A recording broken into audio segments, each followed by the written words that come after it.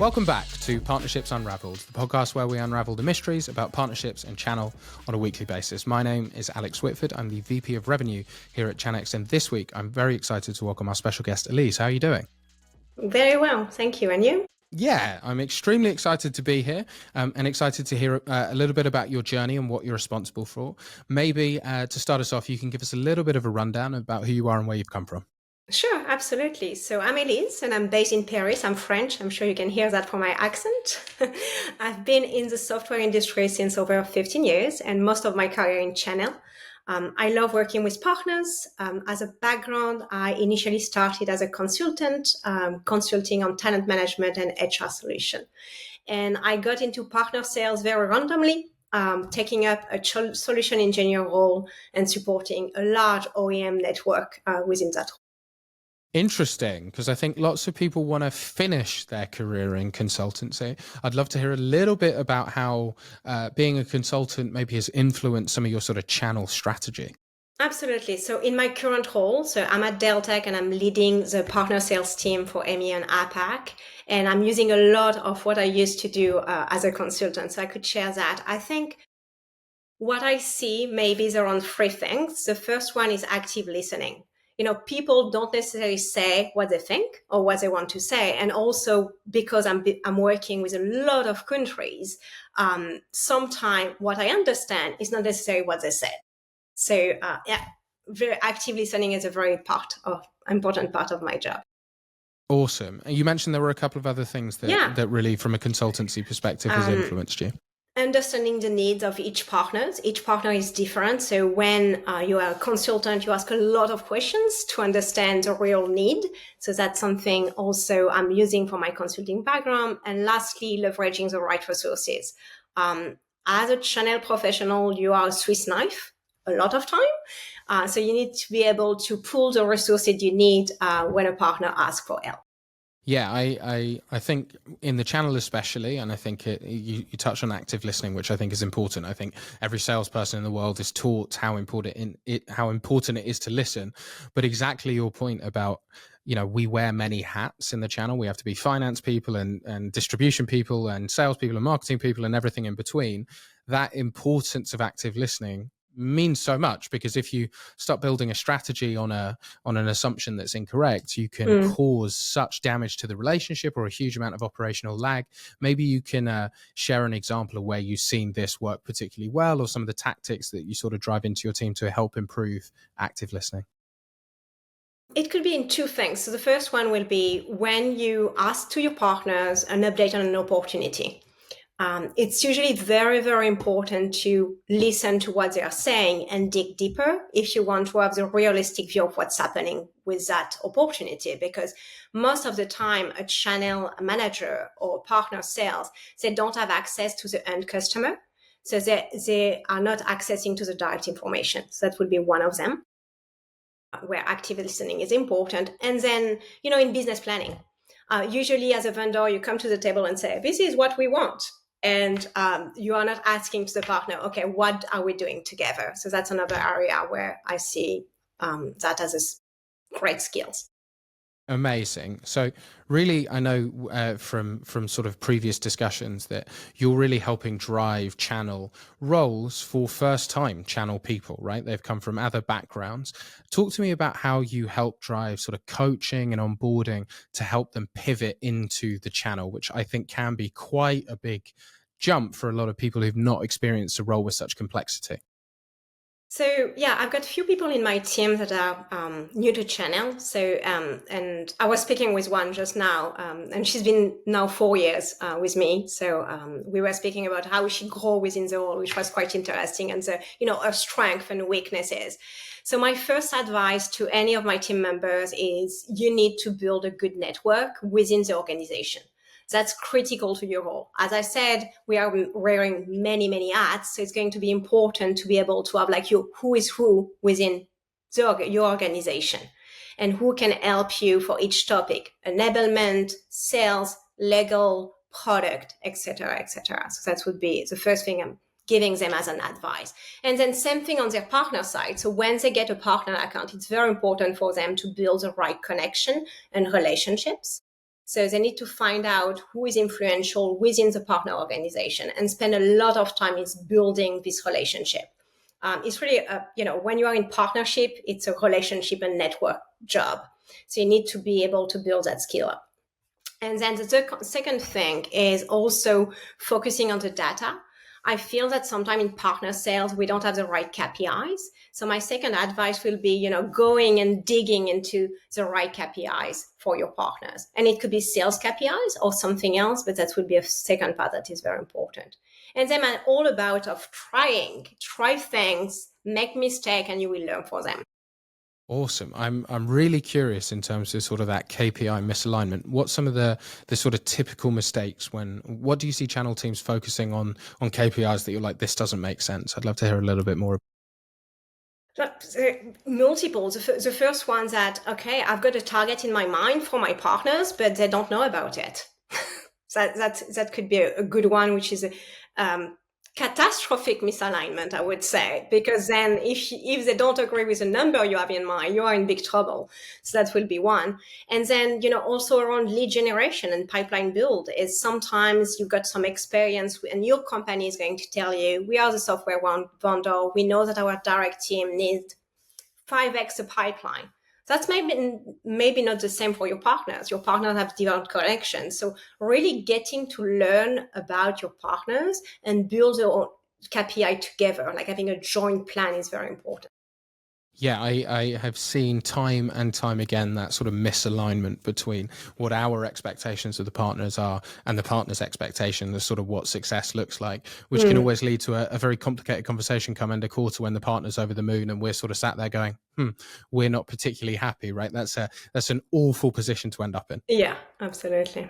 So one of the things that I know Deltek and yourself are extremely proud of is how partners are really sticking to your program, right? That they're with you for a long time. We talk a lot on this podcast about partner lifetime value, which is, we talk a lot about lifetime value of an end user and how long they continue to purchase from us. And I think actually partner lifetime value is a much more interesting statistic, typically a lot bigger. How are you managing to drive such excellent partner lifetime value who, those partners keep coming back and keep working with you? What do you do to sort of drive that long-term relationship? So the basis is really transparency and honest communication with them. As when something is doing well, we acknowledge it. When something is not going well, we also speak about it. That's very important.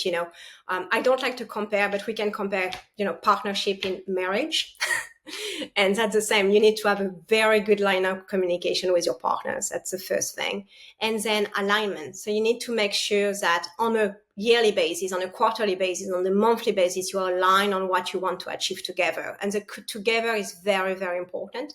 As a software provider, we usually come to the table by telling what we want, but this is not how long-term partnerships are built.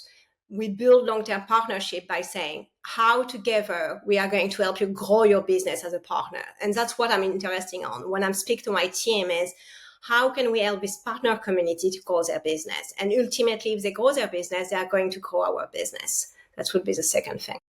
And so maybe speaking as a leader, I'd love to understand how you're fostering that sort of open communication and transparency, because I know lots of salespeople and partner people who are almost scared to approach that conversation with pure honesty, with some fear that actually that conversation's not going to go as well as they're hoping, and maybe that sort of jeopardizes the relationship. How do you empower your team to really step up and take that transparent approach?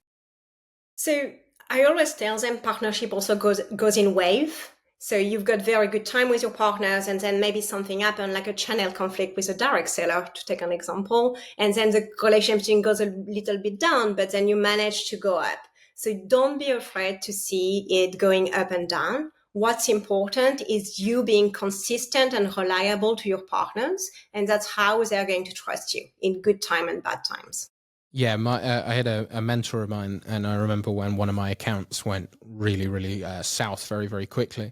And he gave me a piece of advice, I think maybe 6 months into my career, which has always stuck with me, which is your reputation is built in the bad times. I think we've all been there as especially channel people, when the partner's working well, you almost need to do nothing. and Yeah. it is going successfully, right? To use your marriage analogy, we turn up for a few dates, we have a few laughs, everything is great, but your marriage is tested and your partnership is tested through the bad times, and sort of how you show up and how you drive success and how you communicate then, that is actually what builds success for the long term. And from my personal experience, partners really resonate and understand how you've navigated the tough times, and your ability to sort of drive and get through that. That's actually, I can imagine from your perspective, Elise, is what's so important to driving that long-term success. Yeah, absolutely. And also don't take it personally. Sometimes you are in a fight, which is not necessarily a fight, but you are fighting a little bit. It's not about you. It's tough because you want to be successful together. Yeah, exactly. They're criticizing what's happened, not who you are, right? And I think it Yeah. can very much, and trust me, I have felt it as well, can very much feel like, hey, this is my, they are attacking me, who I am as Yes. a person, right? But very often it's a misalignment, especially in the corporate world. I remember when I ran distribution strategy for Zoom, there was lots of conflict and lots of pains and lots of growing pains. We were growing, I think, 300% quarter over quarter through COVID. So it was absolute lunacy. And very often it felt like I was being attacked. But when I sort of zoom out now and I think, well, we were all overworked, we were all overtired, we were all under too much pressure. And actually we were doing a great job in the context. But what I'm very pleased to say is some of those partners who were furious with me at the time now come back and they're good friends and good mentors to me today, because they understand that sort of nuance of the moment. Sometimes you just have to get a bit of space and distance from it. Great. Yeah. So maybe switching slightly, how can companies navigate the challenges of transitioning from a sort of direct sales model into a channel and partnership focus approach? I'm coming back to communication. It's very important, and I think it's the basis of everything. It's very important if as a business you decide to make this transition, it's very clear to every level of your organization and every business unit on the why. So why you are doing this transition and how it's going to help to grow your business. And, you need to do it at the exec level because you need to get on board all the executive, and then you need to drill that down to every single layer of your organization. And if you really make a plan and make sure that the vision is understood by your teams, that's going to help. That will be the first one. And then you need to think about to have a very good view of your partners and your partner ecosystem when you make the transition. So know what are your weaknesses as a partner team. Do you have everything in place and ready to support your partner ecosystem, such as enablement, partner marketing, just to name two?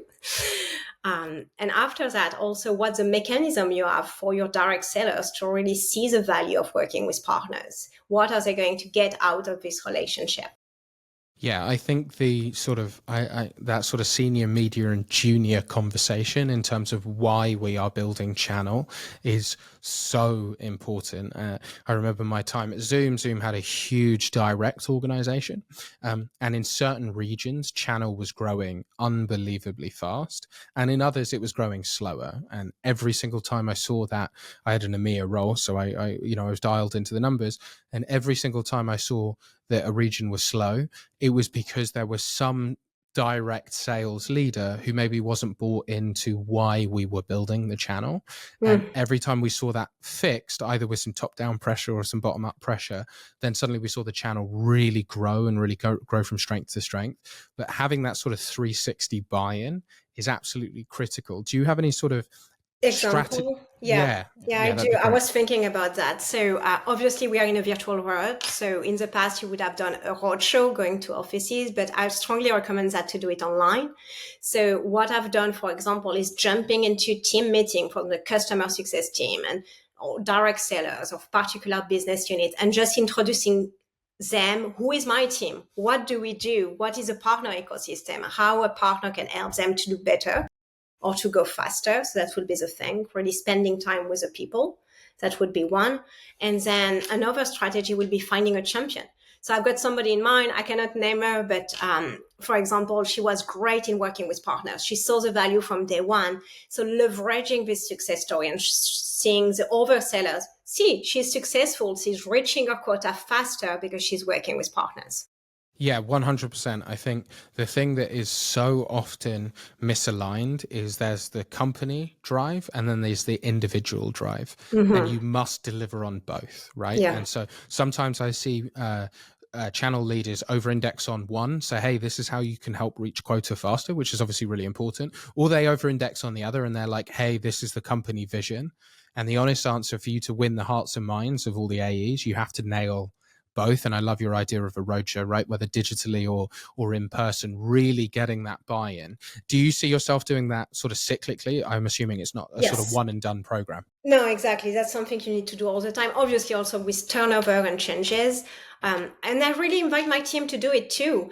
Like they could go and jump in a team meeting of another sales business unit or things like this. But that's really something you need to do. And on my day-to-day job is working with my peers, the other leaders in the organization, to, if we got some conflicts, we deal with it, and then we probably sit down and speak about it. So what happened on these particular deals? What were we in this situation? So that's a day-to-day job, I would say. And are you doing things, because I often hear about doing sort of AE stand-ups where AE direct sellers are sort of evangelizing how partners helped them close, and are you sort of getting them to do the messaging on your behalf? Yes, absolutely. So on a quarterly basis, we are working with a sales leader to make sure they are using some cases and how they won with partners. So that's something we share.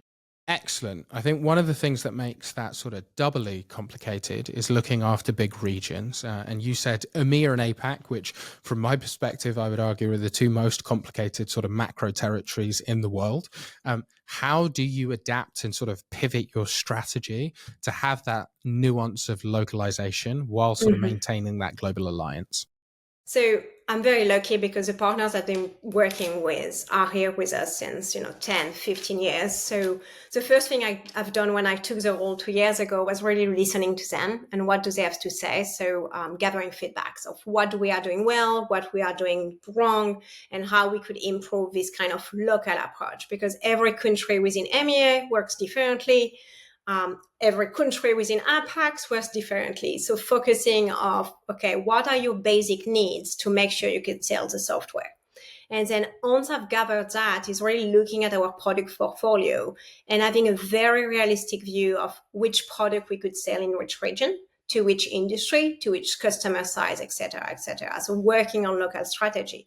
Obviously, I've got to deal with what is the global strategy of Deltek, which is important.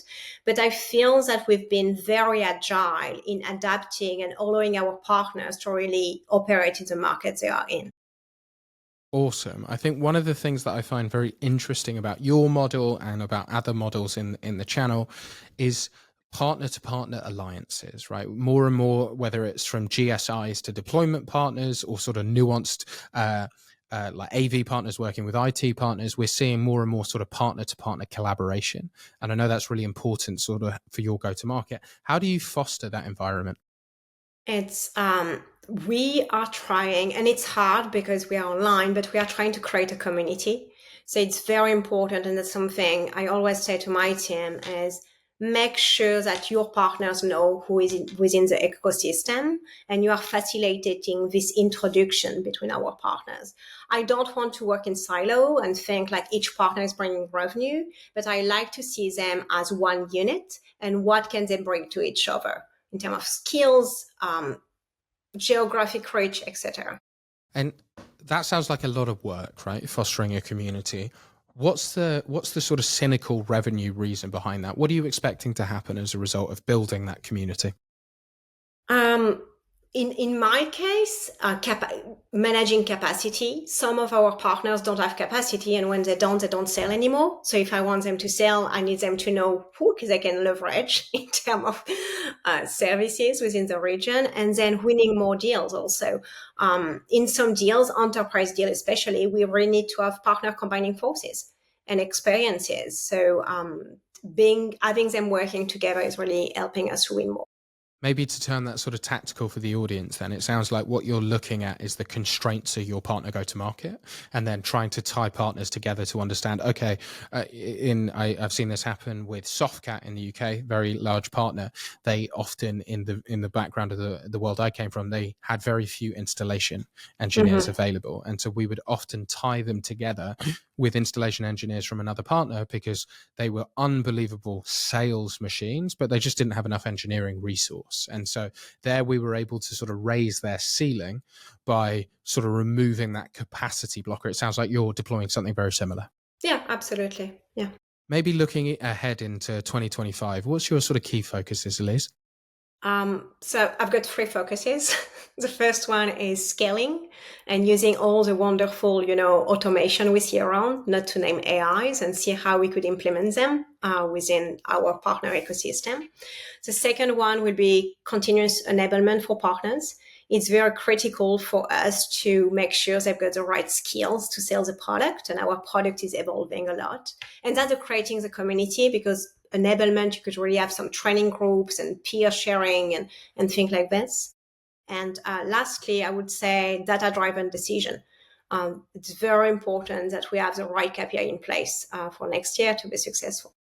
Awesome. You're reminding me, I had Christian, who runs the Americas organization for Nutanix, on, and he has deployed, I think, to great success. He was evangelizing it on the podcast, an AI partner enablement tool. So it was effectively their learning. Yeah, that was their learning management system, and they were able to do sort of dynamic tests, specialized per role, and then their AI model learned and learned and learned. So it was able to feed the information to the right partner and the right persona at the right time to get their certification level up, which I think I'm really excited to see how AI optimizes for the channel, because I think the channel is so complicated relative to other go-to-markets. And so I think we have the biggest upside, because I think if you can smooth out some of the complexities that happen within the channel, we have the most scale, and therefore you're going to see the most return. So I think how those two come together is going to be really exciting. Absolutely. Awesome, Elise. Look, we are lazy here at Partnerships Unraveled, and so we like to get our guests to book our next guests for us. Elise, I know you have someone in mind. Who do you think we should have on next? Yeah, so when you asked me the question, I was thinking about Stephanie Key. I know Stephanie since 2 years, I think now, and she's a wonderful channel professional. And I know her because she's been co-founding Women in Alliances. So I would love for her to come into the podcast. Amazing. Stephanie, we're coming from you. Elise, thank you so much for coming on. It's been a real pleasure. Thank you, Alex.